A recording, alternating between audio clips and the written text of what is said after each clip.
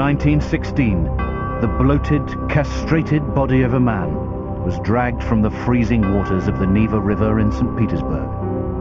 Almost beyond recognition, it was later identified as that of the most notorious monk in history. He's a superhuman force of evil at the heart of the monarchy. Hundreds of thousands of people died because of the incompetence of the government, of the ministry, and that ministry influenced by Rasputin. It's widely believed in the upper reaches of society that this man is really the source of all of Russia's problems. To his enemies, Grigory Rasputin was the incarnation of evil. He destroyed anyone who dared to cross his path to power. Implicated in murder, corruption, and the eventual destruction and execution of the Romanov royal family, Rasputin was instrumental in wiping out the 300-year-old dynasty and changing the history of Russia forever.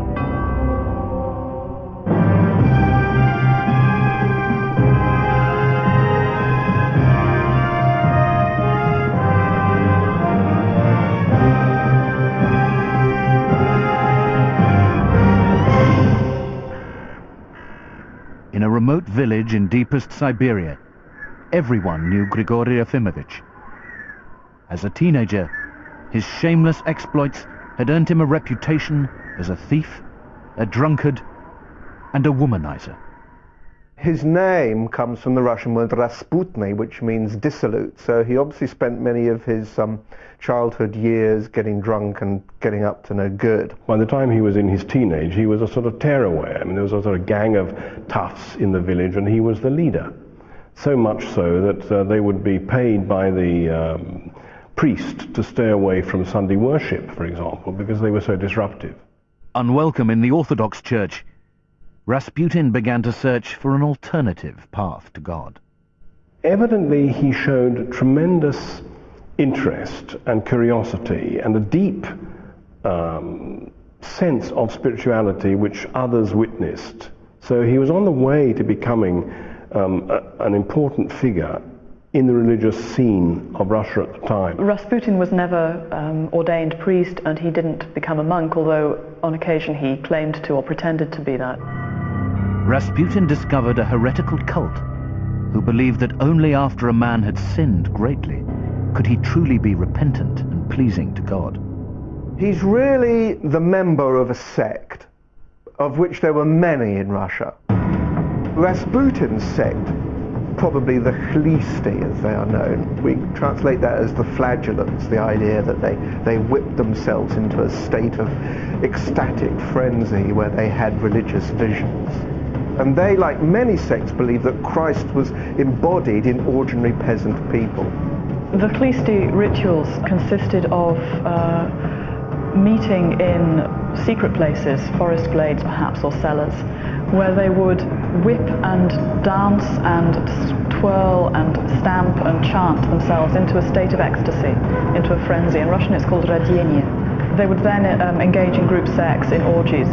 And the purpose of this was both to indulge in the sin of the flesh, in order then to be purified, to repent, and to abstain once again. Despite Rasputin's involvement in the cult, he married a local girl and started a family. But he was not destined to play the doting father for long.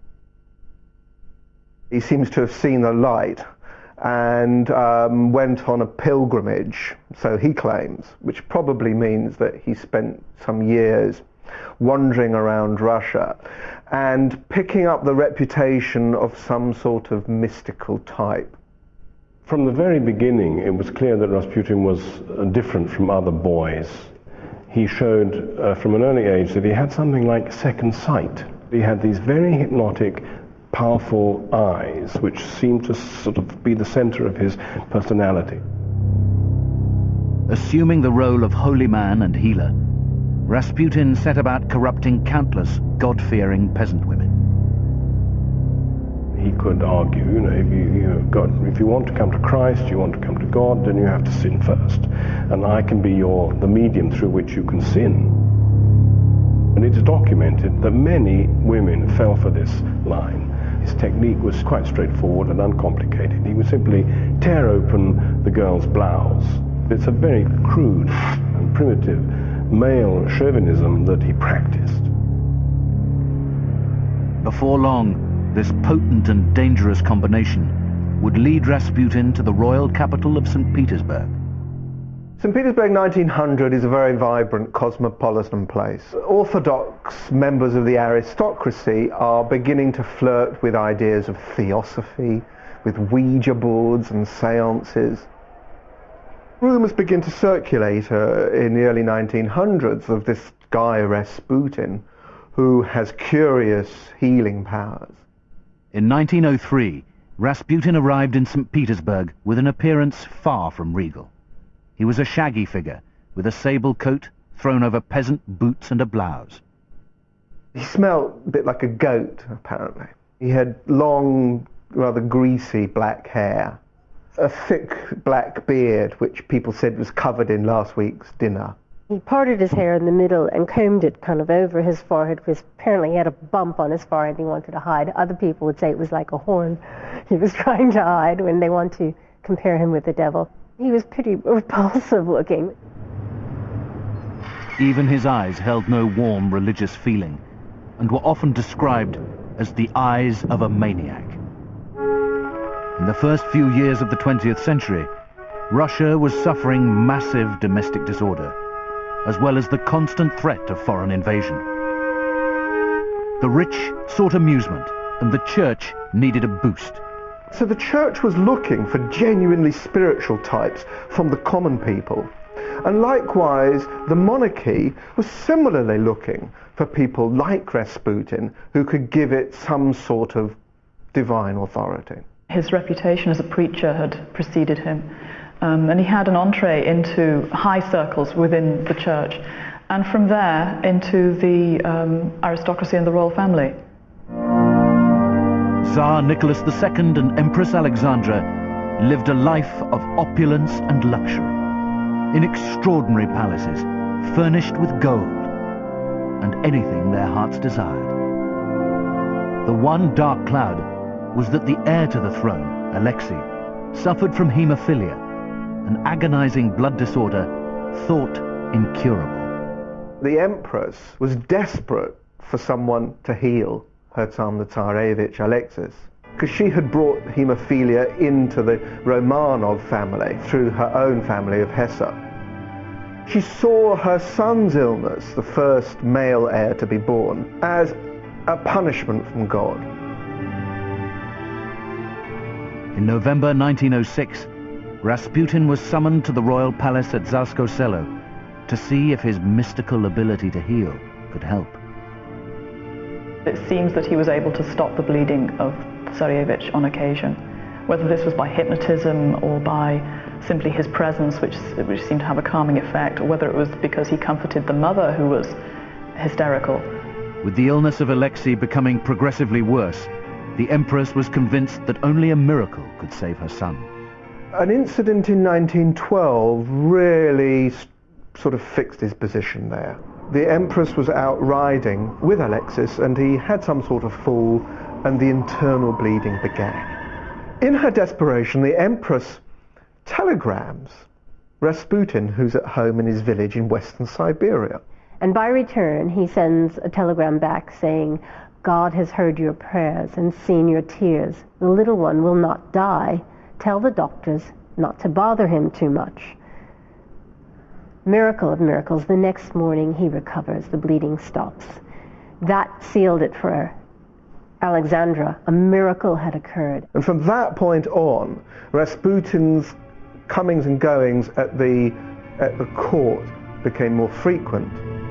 This finally secured Rasputin's position in the royal palace and his place in Russian history forever. With his position in the palace secure and the assurance of the Empress's protection, Rasputin set about abusing every rule in the holy book. He was a dual character if ever there was one. He could go straight from the Tsarevich's bedside, where he was praying fervently for his recovery, to the brothel down the road. He would boast about his mystical powers as much about his powers as a lover. So, in a sense, his two careers were going apart in parallel. It's like a pop star suddenly being a star overnight and don't know what to do with their money or their fame and their power, in a sense. And he had this wonderful power now. For the ladies of the aristocracy, there was undoubtedly an element of piquancy in this grubby man. This sort of peasant type wandering around the palatial apartments of the aristocracy was obviously an object of fascination. When socializing with the aristocracy, Rasputin would take immense pleasure in insulting his social superiors. There'd be a sexual edge to his humiliations. He would dip his grubby little finger in a pot of jam and make one of these princesses lick it clean. She takes it from him. She does do what he says. She obeys him. No woman was safe from his advances. The recently widowed Kionia Bilyatska turned to Rasputin for spiritual guidance. She recalled their fateful meeting in her diary. He instructed me to prepare myself as a woman and began to do what a husband alone is permitted to do. He forced me, caressed me. He then did all he wanted to the end. I felt dirty, impure, for he clearly felt it necessary to subject me to perpetual testing. Untarnished by his lewd actions, Rasputin split his time between the palatial apartments of the well-to-do and the royal chamber of the Empress herself. So from about 1912, he's a frequent fixture in the private apartments of the Empress, where he acts, in a sense, as her confidant, her confessor. She obviously took great comfort in his presence, not least because of his calming influence on the boy. Rasputin was well aware that as long as the prince was alive, he had run of the royal house. The Empress's trust was paramount to Rasputin's quest for fame and power. Those who were in government positions didn't want the Empress to hear that they were fighting Rasputin. Anybody who didn't like Rasputin lost their job. The seats of government were filling up with fortune hunters and incompetents, many of whom were happy to pay large amounts to Rasputin for the position. The best way to describe him is as a fixer. He had acquired so much influence at court that he could really almost do anything. He could make a bishop. He could unmake a bishop. He could ensure that somebody was advanced in a ministry. He even made prime ministers and unmade them. Russia's last chance at honest government was the Prime Minister Peter Stolypin, who was compiling a file of evidence against Rasputin. He had to prove to the Tsar and Tsarina that this man was evil. He collected this huge file of all these scandals that was going on. The file proved that Rasputin was debauched, that he could make Mama, who was Tsarina, and Papa, the Tsar, do what he wanted them to do, that he could manipulate them. And the fact that the people thought that Rasputin was having an affair with Alexandra. And he wants Nicholas to believe him, to say, look, here's the evidence, this man has got to go. Nicholas saw the information and he knew it was true. But when he showed it to Alexandra, she claimed it was all lies and that he was being persecuted because he was a saint, and all saints are persecuted. Not long after, Stolypin was murdered, shot in the Kiev Opera Theatre whilst attending a royal function with the Tsar. With his number one enemy out of the way, Rasputin's corrupt influence on government was becoming increasingly evident. We had 4 prime ministers, I think 5 ministers of the interior, 4 ministers of agriculture, 3 ministers of war. Instability was seeping through the slack reins of government and onto the city streets. The St. Petersburg papers were bursting with letters from rape victims, crude cartoons, and articles rich with scandalous allegations. There's a rumour mill which is taking over, and Rasputin is at the centre of all this. And there were all sorts of companies producing postcards, stamps, souvenirs. There's one which is a picture of Rasputin standing behind the Empress with one of her breasts in his hand. And it says simply, "Samoderzhavie," the Russian word for autocracy. So his holding of her breast was a symbol of the autocracy, which was his hold on the whole Russian state. With the very framework of Russian society in disarray, Russia went to war with Germany. Papers were filling up with the names of dead soldiers. Russia is at war, it's going very badly, and the Tsar, in what was to be a fatal error, decides to take over the command of the army, leaves the capital, goes off to the front. And he leaves Alexandra in charge of the government. She is to watch over the ministries. That was her job. But she doesn't do this alone. She calls in Rasputin as her advisor. And from this period on, this is when he's at his height of his powers. She just put her faith and trust in this Rasputin, and anything he said went. Rasputin's influence was spreading all the way to the front line, with devastating consequences. Nicholas, as the commander-in-chief of the army from 1915, was obliged to take the advice of his senior commanders, and they were very aware of Rasputin's malevolent influence. And in letter after letter to the Tsar, we see this pleading, this nagging, this begging. You must do as this man says, or Russia will go under, it will lose the throne. Our child will never sit on the throne unless you listen to what Rasputin says. And poor Nicholas, knowing what Rasputin was, trying to ignore her, trying to put this to the side, trying not to answer her, but she is determined, and eventually he gives in almost on everything. By replacing the war minister with Vladimir Sukhomlinov, a money-grabbing, incompetent and close friend, Rasputin signed the death warrants of millions of Russian soldiers. It was a disaster. You had soldiers without rifles, or you had rifles without bullets. In certain circumstances, they had bullets and rifles, but one didn't go with the other. And soldiers were in summer uniform, and winter was coming, and you had people freezing to death. They were basically engaging in a 19th century war against a 20th century enemy. They were being slaughtered on the battlefields, absolutely slaughtered. Millions of Russian soldiers were marching towards certain death. As the trenches were filling up with untrained teenagers, generals were taking their own lives. In 1915, the war turns dramatically for the worse. The German machine of metal breaks through the Russian infantry and forces them into a retreat. As Mother Russia mourned her loss, people were beginning to demand some answers.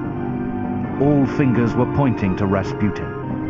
Soldiers' letters back from the front all suggest that they explained the defeat of the army in 1915 as not just the incompetence of the government, but as active treason within it. Rumours were beginning to circulate that there was a pro-German bloc, giving the German commanders secrets about military manoeuvres, in which Rasputin and the Empress were the main culprits. Palace authorities tried to dampen the stories. Rasputin kept the fire alight by spreading wild rumors about his passionate nights with the Empress. There was one very famous occasion in the restaurant of the Yard where in 1915 he took a few prostitutes and began to get drunk and to play with the gypsy ladies, and he made these gestures with his hands saying, "Oh yes, I can make the Empress dance to any way I fashion." Rasputin once ran out on the balcony, waved his private parts to crowds beneath, shouting, "This is what rules Russia." What counts is not whether the rumors are true or not. It's the ability of these rumors to spread, enter people's mind as if they were truth. Rasputin had become a living legend, whose own judgment day was drawing near. Rasputin is demonized. The monarchists blame him for bringing the monarchy down. The people who are opposed to his influence over the monarchy, members of the inner circle of the Romanov family, who see his influence as disastrous, the senior police, senior members of the government. When all of these people decide enough of Rasputin, then I think the final story is already scripted. In the small hours of a cold December night in 1916, Rasputin was driven to the palace of the Tsar's cousin, Prince Yusupov, for what he thought was a secret tryst with a beautiful woman. When he turned up in his shiny silk shirt, best leather boots, ready to meet this beautiful hostess, he was invited down into the basement and given poisoned Madeira. It didn't seem to have any effect on him. He was given some cakes which had cyanide. Again, the guy seemed to be as robust as ever. At this point, Yusupov becomes impatient, goes to his office, collects a pistol, comes down again, shoots Rasputin twice in the side. Rasputin falls to the ground. They believe he's dead, and the conspirators take away his coat. In their absence, he gets up again, staggers out of the doorway into the courtyard, where he's found and shot again. They begin to think that he's actually the devil incarnate, and they can't get rid of him. Yusupov's frustration was so great that he allegedly castrated the man he referred to as Satan. They start beating him with a rubber truncheon and kicking him. They finally get him into a car. They then drive him away and dump him in the river, where he's washed up a couple of days later. Grigory Rasputin was finally dead. Within 3 months of his murder, the Tsar lost his throne, and the royal family were imprisoned and later executed. If there wasn't a Rasputin, they probably wouldn't have fallen so fast as they had, and so disastrously. They were really hated, and hated most probably because of Rasputin's involvement with them. The revolutionaries see him as the embodiment of everything that was evil about the old regime. And they use his image to frighten the people, so that if they betray the revolution, they will get Rasputin, they will get the Germans coming back, everything evil will return. Rasputin's body was later exhumed and burnt by the revolutionaries as a symbol of the complete annihilation of Russian imperial government.